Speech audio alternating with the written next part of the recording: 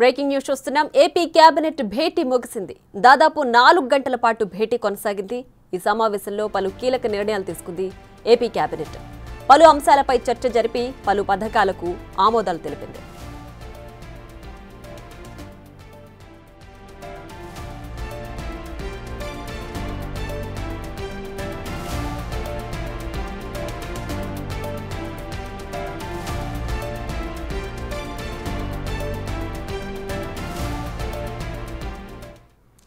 ఇక మరింత సమాచారం మా ప్రతినిధి మల్లికార్జున్ లైవ్ లో అందించడానికి సిద్ధంగా ఉన్నారు. మల్లికార్జున్, చెప్పండి, ఏపీ కేబినెట్ భేటీ ముగిసింది కదా, ఏ పథకాలకు ప్రస్తుతానికి ఆమోదం లభించింది?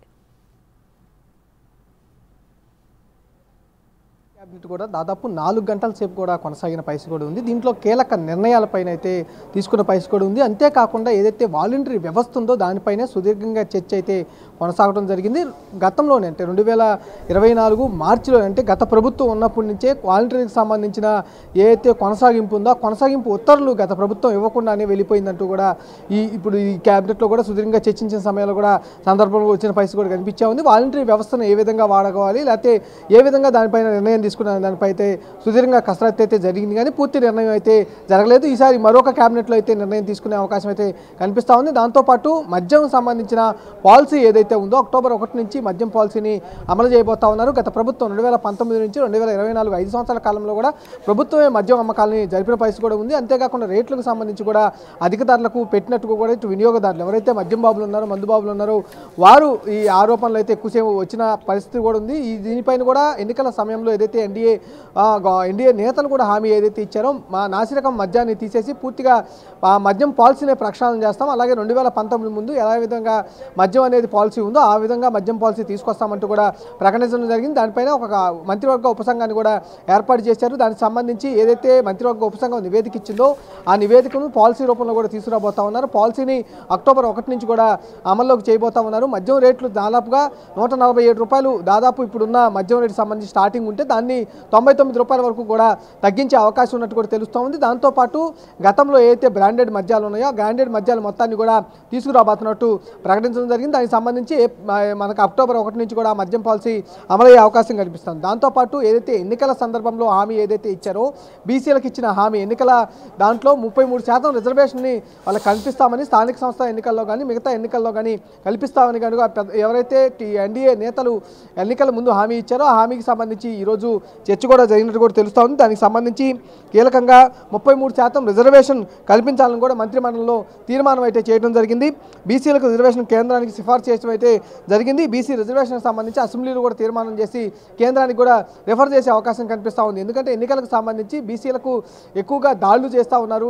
ఈ సందర్భం బట్టి వాళ్ళకి ప్రత్యేక చట్టాన్ని చేస్తామంటూ కూడా రిజర్వేషన్ కాపాడతామంటూ కూడా ఎన్డీఏ నేతలు ఎన్నికల ముందు అయితే హామీ ఇవ్వడం జరిగింది. దాంట్లో హామీలో భాగంగా దీన్ని కూడా నెరవేరుస్తూ కూడా తీర్మానం చేయడం జరిగింది. దాంతోపాటు మాజీ సైనికుల సంక్షేమ సంఘం దానికి సంబంధించి కార్పొరేషన్ ఏర్పాటు చేస్తూ కూడా కీలక నిర్ణయం అయితే తీసుకోవడం జరిగింది. దాంతోపాటు వరదలకు సంబంధించి ఏదైతే ఉన్నాయో ఆర్థిక సాయం ఏదైతే ఇస్తూ ఉన్నారో గ్రౌండ్ ఫ్లోర్కి 25,000 అలాగే ఫస్ట్ ఫ్లోర్కి 10,000 ఆర్థిక సాయం ఏదైతే ప్రకటించారో దానికి సంబంధించి అద్దెలకు చాలామంది సిటీలో ఉంటున్నారంటూ కూడా గుర్తించడం జరిగింది. వారికి మ్యాపింగ్ కానీ ఆధార్ కార్డులు కానీ అవన్నీ సొంత జిల్లాల్లో సొంత గ్రామాల్లో ఉంటున్న నేపథ్యంలో కూడా వాళ్ళు అద్దెలకు ఉంటున్న వారికి స్వయంగా వారే బాధితులు కాబట్టి వారికి ఈ విధంగా ఆర్థిక సాయం అందించాలనే విషయంపై కూడా సుదీర్ఘంగా చర్చించడం జరిగింది. దానిపై కూడా ఒక నిర్ణయం తీసుకున్నారు. వీళ్ళని కూడా దాంట్లోకి యాడ్ చేయాలని, ఎందుకంటే వరద సహాయానికి సంబంధించి అద్దెగా ఉంటున్న వారి డీటెయిల్స్ కూడా యాడ్ చేసి వారిని కూడా సేకరించి వాళ్ళకి కూడా పరిహారం అందే విధంగా చూడాలంటూ కూడా కేబినెట్ నిర్ణయం తీసుకోవడం జరిగింది. దాంతోపాటు వాలంటరీ వ్యవస్థకు సంబంధించి కీలక చర్చ అయితే జరిగినట్టు కూడా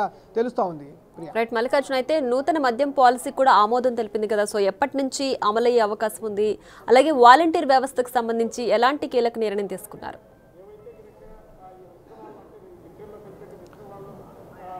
మద్యం పాలసీకి సంబంధించి చూసుకుంటే కనుక అధికారంలోకి వచ్చి ఇప్పటికే 3 నెలలు అయితే వస్తూ ఉంది. దీనికి సంబంధించి ఎన్నికల ముందే వీళ్ళైతే హామీ ఇవ్వడం జరిగింది. ఎన్డీఏ ప్రభుత్వం రాకముందే ఎన్డీఏ నేతలు ఎన్నికల హామీగా భాగంగా ఏదైతే నాసిరకం మద్యం ఉందో ఆ మద్యాన్ని పూర్తిగా తీసివేసి మంచి రకం మద్యాన్ని తీసుకొస్తామంటూతో పాటు ధరలు అయితే ఇప్పుడు అధికంగా ఉన్నాయని కూడా వినియోగదారులు ఎవరైతే చెప్తా ఉన్నారో దానికి నేపథ్యంలో హామీ నేపథ్యంలో కూడా పూర్తిగా ధరలు అనేది 147 రూపాయలు స్టార్టింగ్ ప్రైస్ అనేది ఇప్పుడు ప్రజెంట్ ఉన్న పరిస్థితిలో కూడా ఉంది గత మద్యం పాలసీకి సంబంధించి. కానీ కొత్త మద్యం పాలసీలో వచ్చి 99 రూపాయలు స్టార్టింగ్ నుంచి కూడా ఉంటుంది. పూర్తిగా చాలా వరకు 50 నుంచి 60 రూపాయల వరకు రిలాక్సేషన్ అయితే వినియోగదారులపై పడకుండా భారాన్ని తగ్గిస్తున్న పరిస్థితి కూడా ఉంది. దాంతోపాటు గతంలో ఏదైతే బ్రాండ్లు ఉన్నాయో, ఎందుకంటే 2019 నుంచి 24 వరకు కూడా ఏదైతే మద్యానికి సంబంధించిన బ్రాండ్లు ఎక్కడా లేని విధమైన బ్రాండ్లను ఏపీలో కూడా అమ్మారంటూ కూడా విమర్శలు ఎక్కువగా వినిపించాయి. దానికి సంబంధించి 2019 ముందు ఏదైతే మద్యం పాలసీ ఉందో, అంటే ప్రైవేటు పరంగా మద్యం అనేది టెండర్లో పిలుస్తారు, దానికి సంబంధించి మద్యానికి సంబంధించిన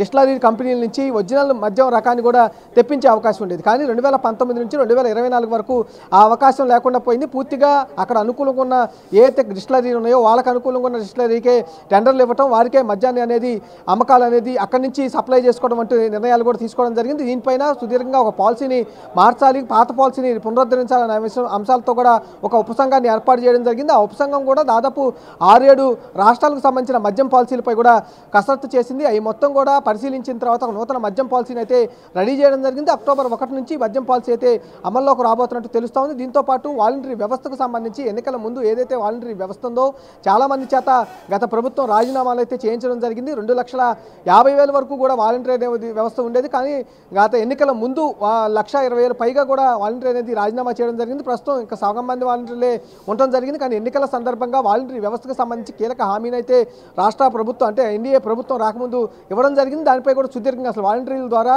ఏ పనులు చేయించాలి, ఆర్థికంగా సంబంధించి పథకాలకు సంబంధించి డిస్ట్రిబ్యూషన్లు కానీ ఎన్నికల సమయంలో ఏదైతే ఎన్నికల కమిషన్ ఇచ్చిందో ఆ నిర్ణయాన్ని ఫాలో అవుతూ కూడా ఇప్పుడు ఏ వాలంటరీ వ్యవస్థ ద్వారా ఏ విధంగా వినియోగించగల అంశంపై కూడా సుదీర్ఘంగా అయితే చర్చ అయితే జరిగింది. Priya. Right Mallikarjun, thanks for the updates.